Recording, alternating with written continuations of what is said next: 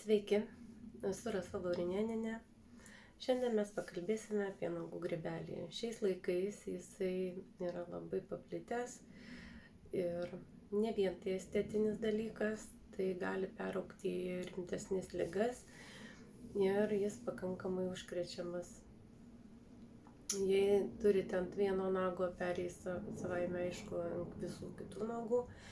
Ir jei serga giminaičiai, galite irgi užsikrėsti ir nesvarbu, kur galite pasigauti tą problemą. Nueisite į parduotuvę, matuositės batus, neaišku, kas prieš jūs matavosi, galbūt sergantis žmogus turintis tą problemą. Ir irgi galite prisinešti, ar baseine, ar dar kažkur, žinokit, daug vietų tokių ir apsisaugoti nelabai kaip yra. Galima tik tai profilaktiškai naudoti tam tikras priemonės, kad neprikiptų tas virusas ar bakterija, kaip jinai vadinasi. Daugiau informacijos apie tai galite pasiskaityti tikrai labai daug ir į kokią problemą išauga ir panašiai. Kodėl pradėjau kalbėti apie šią problemą? Dėl to, kad prieš porą metų aš pati turėjau nagų grybelį. Pastebėjau iš krašto nago nelabai gražią į rudumą kažkokią dėmę ir kaip išsiaiškinom, kad tai nagų grybelis. Ir tai buvo tik pradžia. Tai kadangi buvo užimta labai nedaug, labai minimali dalis pačio nago, tai aš maniau, kad susitvarkysiu labai greitai. Pirkau priemonės, jas naudojau, tepiau nagus ir suprantama, man nepadėjo vienas, pirkau kitas ir kiek, kaip aš sakau, kiek aš radau vaistinėje tų rūšių, kiek jų ten buvo, kokiomis prekiavo, mano visos išbandytos. Aš naudojau kelis mėnesius, man vienas nepadeda, aš imu kitas ir gėrimų vaistų, aišku, aš negėriau, nebuvau pas gydytoją, jeigu rimtai. Nusipirku vaistinėje būtent tų ir geresnių, ir silpnesnių, ir pigesnių, brangesnių, aš naudojau visokius. Ir galbūt nepadėjo tik tai man vienai, nes aš nežinau, nes man ne tik, kad negydė, bet netgi nesustabdė plitimo. Man per tą laiką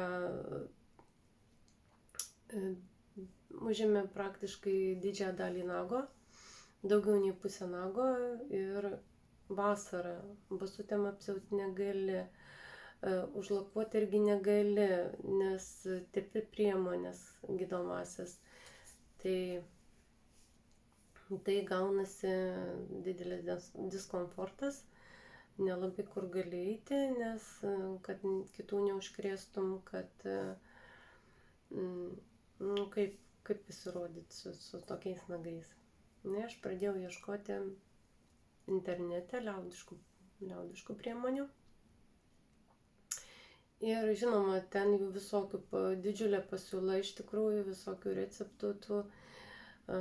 Ir aš užkliuvau už vieno, ten buvo rašyta vyriškio, aš jam labai dėkinga, labai gaila, neatsimenu pavardės.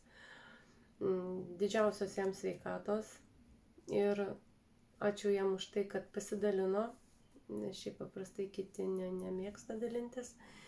Tai tikrai labai dėkinga šiam. Aš tik tai šiuo būdu išsigydžiau tą nagų grybelį. Tikrai labai daug užklausų, labai daug aš rašiau žmonėm, kurie klausia, kaip išsigydyti nagų grybelį. Tai nusprendžiau, kad reikia padaryti video, kad žmonės matytų ir dalintųsi ir žiūrėtų. Tai ko mums reikia? Mums reikia obuolių acto, jo mes praktiškai visi turim, aš nemanau, kad kas nors jo nenaudoja. Tai, sakykime, kame paslaptis, Tai nagų grybelis žūsta rūgščioj terpėje. Tai vat obuolių actas mums tą duoda. Tada soda valgomoji, kurios mes tikrai visi turim namuose. O soda užkerta kelią grybelio plitimui. Ir arbatmedžio aliejus. Nesvarbu, koks gamintojas. Imat arbatmedžio aliejų, kokį randat. Tik žiūrėkit, kad būtų 100%, kad jisai būtų stipresnis. Gydyti grybelių profilaktikai galima ir tą silpnesnį, o vat šitiem jau geriau efektyvesnis. Ir imam vieną dalį obuolių acto ir 3 dalis šilto vandens. Na tai, kaip pavyzdį pasakysiu, pasiimat indą, į kurį merksit kojas. Ir imam pusę puodelio obuolių acto, pusantro puodelio karšto vandens, šilto vandens, tokio, kad galėtumėt pamirkt kojas ir kad nebūtų per karšta. Ir pamirkit kojas 20 minučių. Tai jeigu turit nagų grybelį, tai suprantama, greičiausia turėsit ir pačių pėdų grybelį. Tai kai pamirksit kojas į šitą skystį, obuolių actą su vandeniu, tai labai stipriai pradės niežtėti pačias pėdas.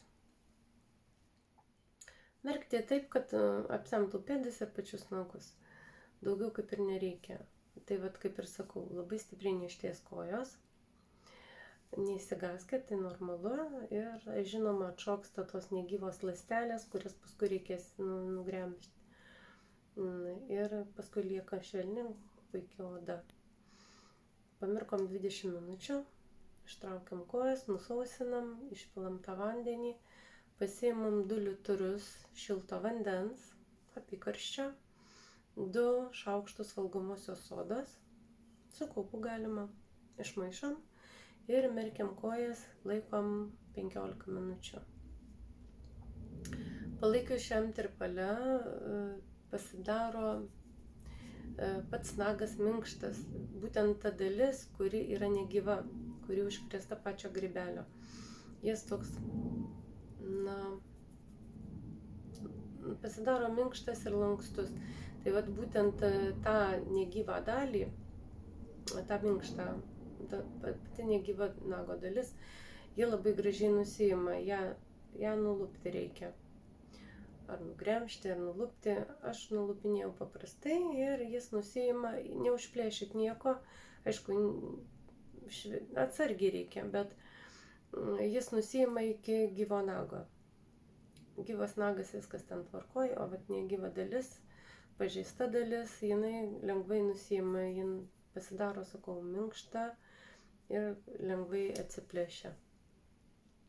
Ją nuimat ir nugremžiat tas negyvas ląsteles nuo pėdų, kurios atšoko ar su pemza, ar su kažkokiu tai tokiu dalyku. Ir tada nusausinam, nuplaunam šiltu vandeniu, nes nuo sodos vis tiek baltos kojos lieka.